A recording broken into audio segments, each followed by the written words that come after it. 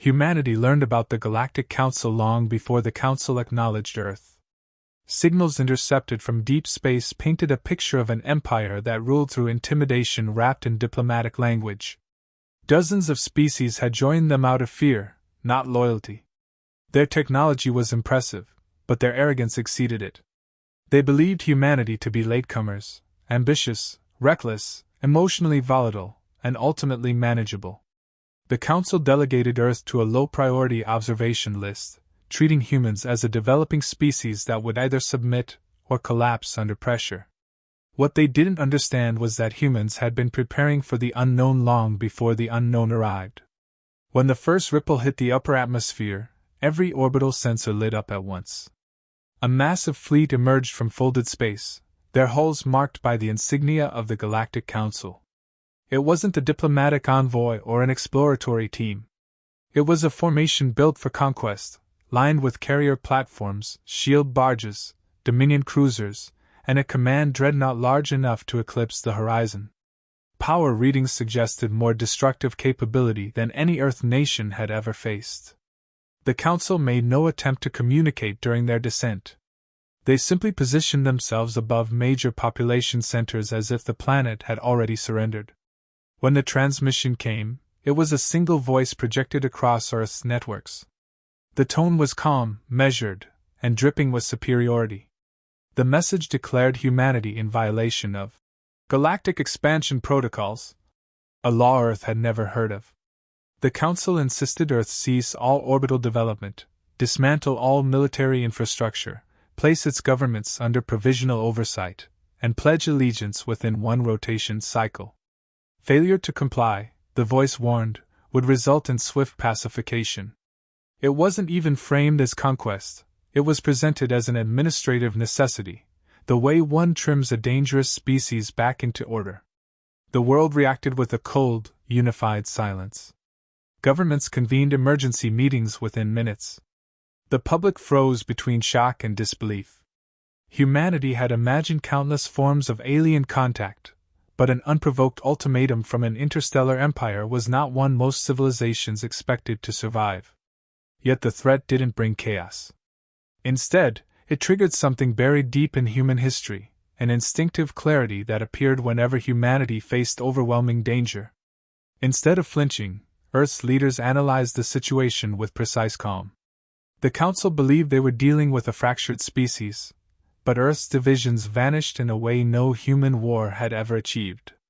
Intelligence agencies began comparing the Council's speech patterns to previously intercepted signals, noting inconsistencies that revealed internal political fractures within the Council itself. Military strategists focused on fleet formations, recognizing predictable patterns in their orbital layout. Scientists examined energy signatures and realized the Council fleet was using older shield modulation, a sign their forces were far from their main production centers. Every discipline on Earth pivoted in perfect coordination, moving with a purpose that would have stunned the Council had they been capable of imagining such unity. While Earth strategized, the Council continued broadcasting instructions, assuming humans were too stunned to respond. Their drones scanned cities without permission, tracked migration patterns, and analyzed infrastructure with the detached curiosity of biologists studying an insect hive. They expected compliance, ritualized submission, or terrified negotiation. They didn't understand that giving humanity a countdown was the same as giving humanity time to prepare. Earth sent one response. A brief transmission with no diplomatic language and no apologies. The message was simple, spoken with unshaken composure. It stated that humanity would not surrender, would not negotiate under threat, and would not accept foreign governance. It informed the Council that Earth considered their arrival an act of war. The final words held no theatrics, only certainty. Humanity would defend itself by any means necessary, and if the Council attempted to enforce their ultimatum, Earth would make sure they regretted ever drawing their attention toward this world. That transmission traveled across every Council vessel, reaching admirals, analysts, and diplomats. Most dismissed it as primitive bravado. A few sensed something beneath the tone, an absence of fear that didn't match the Council's predictions. But by then, the Council believed the outcome was predetermined. They thought they knew how the story would end. They couldn't see that humanity had just made a decision that would destroy their empire. Humanity did not waste a second after sending its refusal. The Council expected panic, but what unfolded was methodical acceleration. Every major scientific institution activated contingency programs that had been theoretical until that moment. Research that once lived in classified archives moved into rapid development, guided by teams that understood they were designing humanity's survival plan. Laboratories that normally competed became partners overnight, merging data streams, sharing prototypes, and coordinating breakthroughs with unprecedented speed. No ego, no hesitation, only purpose. Global militaries synchronized their operations through a unified command network built specifically for existential emergencies.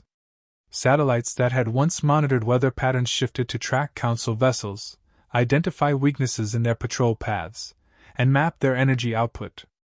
Engineers repurposed civilian infrastructure into manufacturing hubs capable of producing components at a scale never attempted on Earth. Nations with rival histories worked together, as if their past conflicts had been erased by the gravity of the threat overhead. Humanity was acting like a species that had survived extinction events before and refused to be erased by an empire. Reverse engineering teams dissected every scrap of alien technology humanity possessed, from debris gathered by old deep space probes to faintly understood energy readings recorded decades earlier. Patterns emerged quickly. Council shielding relied on rhythmic pulses that could be disrupted by precisely tuned frequencies. Their propulsion systems were powerful but left predictable distortions in space that could be tracked across long distances. Their communications operated on cascading channels that, once mapped, revealed command hierarchies and vulnerabilities. Knowledge accumulated with remarkable speed, pushing Earth scientists into breakthroughs that would have taken centuries under normal circumstances. While scientists advanced technology, tacticians crafted strategies that capitalized on humanity's unpredictability. They analyzed historic conflicts, psychological trends, and Council behavior patterns, identifying gaps the aliens didn't realize they left open. The Council believed war was a contest of overwhelming force, but humans treated it like a puzzle where creativity mattered as much as numbers. Plans emerged for asymmetrical engagements that would confuse sensors, fracture formations, and turn Council strength into liabilities. Deception would be a weapon. Adaptation would be a shield. Precision would be the striking force. Construction of the new fleet became humanity's central priority. Shipyards expanded into orbit, supported by modular platforms assembled from civilian transports and repurposed cargo hulls. Drone swarms built structural frames with terrifying speed, guided by algorithms designed for battlefield flexibility. The first generation of Earth's stealth ships took shape under strict secrecy. Their hulls absorbed radiation rather than reflecting it, their engines masked thermal signatures, and their internal systems were designed to operate without broadcasting detectable signals. Each vessel represented a leap forward from humanity's previous understanding of space warfare. The Council had arrived expecting Earth to surrender. Earth was instead building weapons the Council had no counter for. Planet-based hyper-artillery received equal attention. These systems were engineered to fire pulses capable of destabilizing shield layers across multiple kilometers.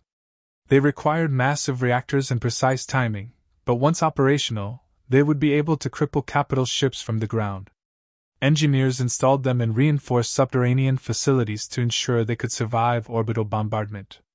The Council would assume the threat came from space, never imagining Earth could strike upward with such intensity. Human commanders were selected through rigorous evaluation. They were not chosen for reputation or politics but for clarity of thought under pressure. These individuals understood strategy, logistics, and the psychological dimensions of interspecies warfare. Their demeanor was calm, their decisions precise, their commitment absolute. They viewed the conflict not as a chance for glory but as a necessary act of survival. Every commander knew the stakes. If humanity failed, no generation would remain to remember them.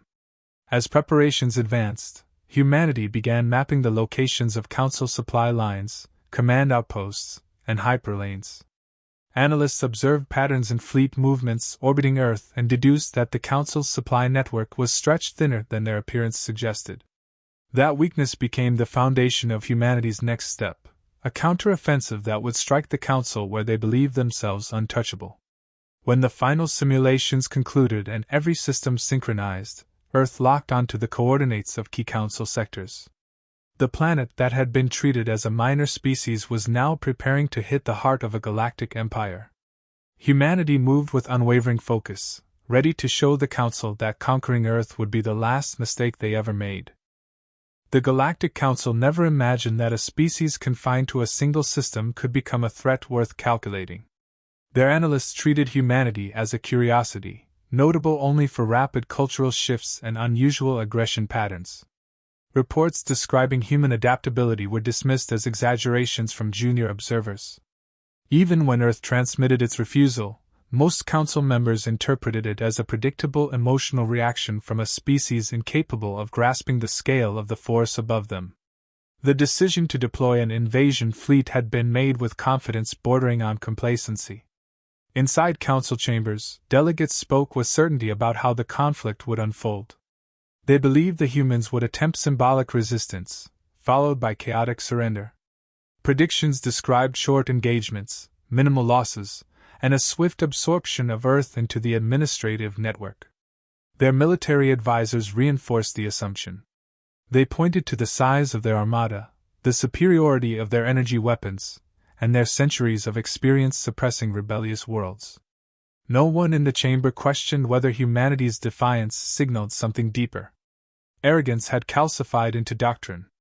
The first hint that something was wrong appeared when the invasion fleet reported interference across their long-distance sensors. At first, they blamed atmospheric distortion, but the anomalies continued even in clear orbital positions. Command ships detected minor fluctuations in shield harmonics, so faint they were almost dismissed as calibration errors. Some officers recommended caution, yet the leading admiral insisted the anomalies were irrelevant. He believed humans lacked the sophistication to manipulate Council systems. His confidence would be shattered within hours. The fleet's predictability, once a sign of discipline, became a vulnerability. While their ships swept Earth's orbit in rigid patterns, they failed to detect the silent shapes drifting between their blind angles. When the first human stealth vessels decloaked, they appeared inside the Council formation, positions no enemy should have been able to reach. Their signatures registered not as starships but as abrupt voids in space, absorbing light, radiation, and thermal output. The Council bridge crews froze as unidentified readings pierced their tactical displays. Before they could react, precise bursts of energy struck their shield nodes. These weren't brute force attacks but calibrated pulses targeting modulation weaknesses the Council didn't know were exposed. Entire shield lattices collapsed in seconds. Human ships followed with focused strikes that disabled engines, communications, and weapon arrays without wasting power. The Council's war doctrine, shaped by slow-moving adversaries, had never prepared them for an enemy capable of dismantling their fleets with surgical precision. Panic spread across command decks. Officers shouted conflicting orders, attempting to reconfigure shield cycles, but each adjustment opened a new vulnerability. Council vessels fired wildly, hitting nothing but their own sensor echoes. The Dreadnought's command staff attempted to re-establish coordination, only to find their long-range channels jammed by signals that mirrored their own encryption patterns. Humanity had deciphered their communication logic and was using it against them. The realization sent a tremor through the Council ranks. Attempts at negotiation erupted only after the fleet began losing control. Delegates transmitted emergency diplomatic offers, promising terms, concessions, and revised oversight arrangements. Messages poured toward Earth with desperate politeness, abandoning the arrogance of earlier broadcasts. But humanity didn't acknowledge a single transmission. Silence from Earth hit harder than any weapon. The Council understood then that their ultimatum had closed the door on diplomacy forever. As human ships continued their precision campaign, the Council's strategic models fractured. Their simulations couldn't account for an adversary that adapted faster than their systems could update. Commanders tried to reposition their vessels, but every maneuver had been predicted by Earth's tactical algorithms. The invading armada, once a symbol of absolute power, was now a scattered collection of crippled ships struggling to understand how their dominance had collapsed so quickly. A message circulated through the Council's internal network, originating from the remnants of the leadership aboard the flagship. It carried a single grim admission: humanity possessed a level of strategic and psychological insight they had completely underestimated. The Council had awakened a species that had spent its entire history surviving the impossible. They saw too late that humanity did not fear them, did not revere them, and did not accept their authority. They had mistaken Earth's silence for weakness, not calculation. As the fleet attempted a chaotic retreat, one truth settled across every Council vessel. Humanity wasn't a primitive species stumbling into the galactic stage. Humanity was a predator they had provoked, and the price for that mistake was only beginning to unfold. When humanity launched its counteroffensive, it moved without hesitation or spectacle. There was no demand for surrender, no final warning, and no attempt to showcase power. The launch codes were transmitted across the unified command grid, and fleets that had waited in absolute silence ignited their drives. Their departure was invisible to the Council, hidden behind distortion fields engineered to mimic natural cosmic noise. By the time the Council's sensors registered unusual fluctuations in distant sectors, humanity was already deploying across the edges of their territory. The first human strike fell on a Council logistics hub positioned along a crucial hyperlane. It was protected by automated stations designed to repel hostile advances, yet those defenses failed before they could register a threat. Human vessels emerged from compression space with perfect timing, fired synchronized pulses that destabilized every shield generator, and vanished before the Council understood the attack had begun. The hub collapsed into darkness, severing supply chains that supported dozens of outposts. That precision was repeated again and again across the system clusters forming the Council's inner network. Council leadership scrambled to stabilize their borders, redirecting patrol ships and reallocating forces from distant regions. But every attempt to restore order only revealed deeper vulnerabilities.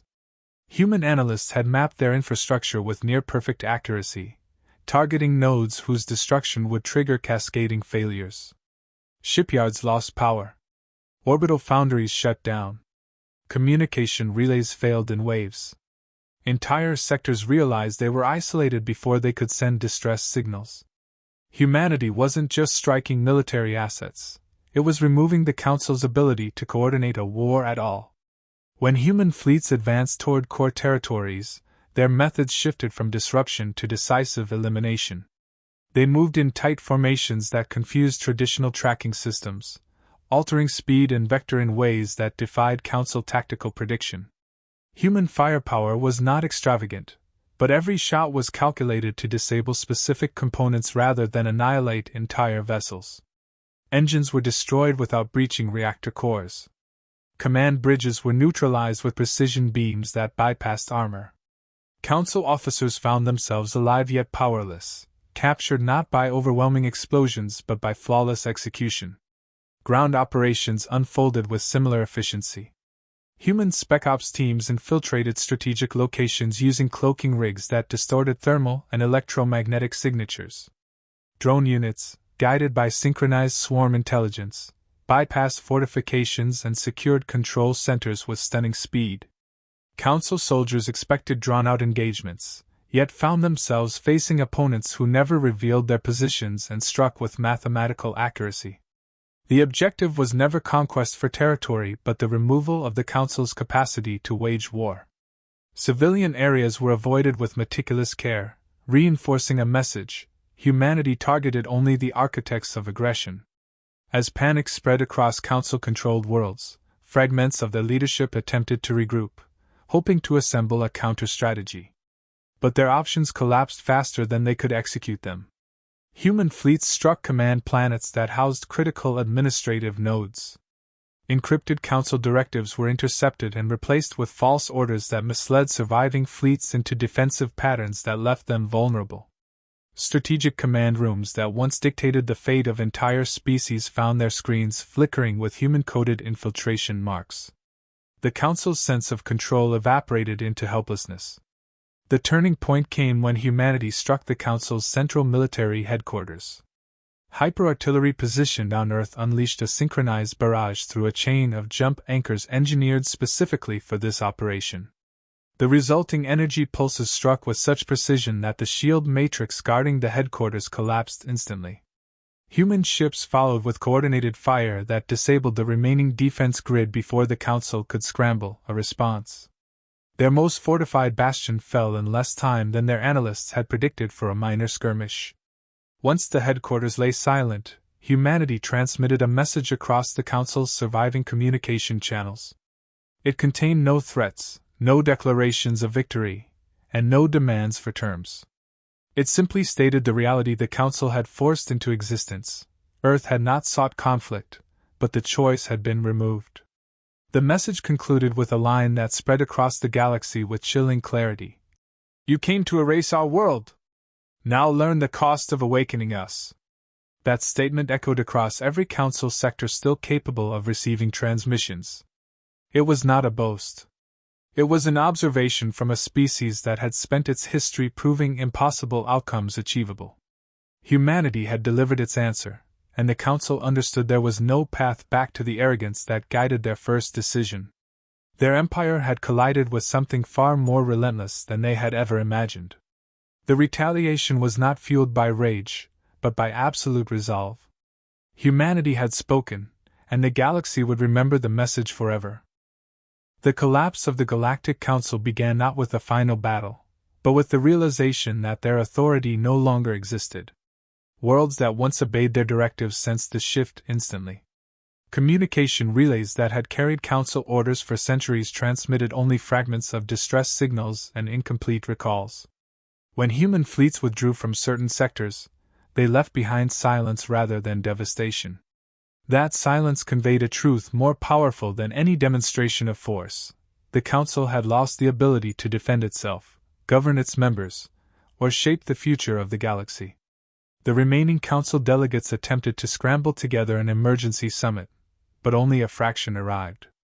Many representatives refused to attend, afraid their attendance would mark them as collaborators in a collapsing regime. Others simply lacked functioning transportation after human strikes disabled their infrastructure. The delegates who did appear were confronted by empty seats, flickering consoles, and a hollow sense of authority. Their attempts to re-establish command were futile. Every motion they proposed relied on systems that no longer answered to them. The institution that had once ruled thousands of worlds had become an echo chamber of powerless voices. Human fleets did not advance to occupy territory or impose a puppet administration. Their presence remained minimal but decisive. Any attempt to reorganize a military response was immediately detected and neutralized with uncompromising efficiency. Yet, humanity made no move to expand dominance for exploitation. Their objective remained singular: eliminate the threat that had targeted Earth. With the Council's military hierarchy dismantled, that threat no longer existed, but humanity understood that allowing remnants to linger was dangerous. Stability required complete resolution. Trials began on neutral worlds selected by humanity for their strategic isolation. Council leaders responsible for the invasion were brought under tight guard, not as prisoners of war, but as individuals accountable for decisions that nearly triggered a galactic catastrophe. Legal teams representing dozens of species participated, unified by the shared recognition that the Council's arrogance had endangered them all. Evidence presented included recordings of the Council's ultimatum to Earth, intercepted communications revealing dismissal of warnings, and tactical orders confirming they intended permanent subjugation. The judgments were swift. Some leaders were imprisoned on secure orbital facilities, while others faced exile to uninhabited worlds under surveillance. No species protested the outcomes. Many worlds that had lived under Council influence quietly supported the process, relieved to see the dismantling of a system built on fear. A political order once considered immovable had vanished, replaced by an understanding that reckless authority would no longer be tolerated. Humanity seized control of hyperlane junctions that served as the galaxy's transportation arteries. This control was not used to restrict travel for civilian populations, but to ensure that no centralized military power could emerge without detection. Human monitoring platforms operated with transparency. Species were informed of every scan and every movement. Galaxies that once viewed Earth as a peripheral civilization now recognized it as a stabilizing force capable of enforcing peace with precision rather than tyranny. Most species reacted with a mix of awe and caution. They had witnessed a civilization that advanced centuries in strategy and technology within a single conflict, not through conquest, but through necessity. Delegations visiting Earth did so with solemn respect, aware that humanity's restraint was as significant as its power. Many worlds sought alliances, eager to understand how a species so recently unknown had risen to prominence through competence rather than coercion. Humanity accepted diplomatic relations carefully, maintaining a stance that avoided overt dominance while ensuring no hostile intention could grow unnoticed. As systems stabilized, a final broadcast was transmitted from Earth across every channel once controlled by the Council. It announced the dissolution of the Council's authority, and the restoration of independence to all species previously under its rule. The message emphasized that humanity sought no empire, demanded no tribute, and imposed no conditions beyond one universal principle. It stated that survival required mutual respect and that no world should ever again attempt forced submission of another. The message concluded with a final line that resonated through every listening vessel and every political chamber. It reminded the galaxy of the choice the Council had made when they targeted Earth, and the irreversible consequences that followed. In a calm, unwavering voice, humanity delivered the law that would define the new era. Those who raise their hand against Earth will face a response beyond anything they imagine, and no second warning will ever be given.